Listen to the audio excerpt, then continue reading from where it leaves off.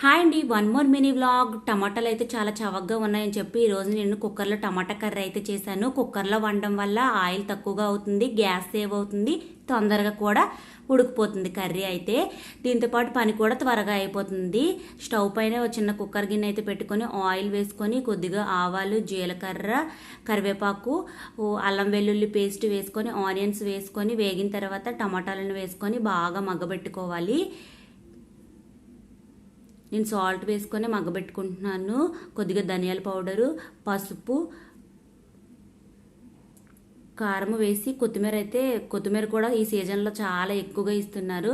అన్నీ వేసుకొని బాగా కలుపుకొని కొద్దిగా చింతపండును కూడా వేసుకుంటున్నాను. వేసుకొని ఒక 2 విజిల్స్ పెట్టేయాలి.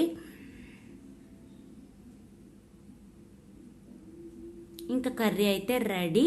వీడియో నచ్చినట్టయితే లైక్, షేర్ అండ్ ఛానల్ని సబ్స్క్రైబ్ చేసుకోండి.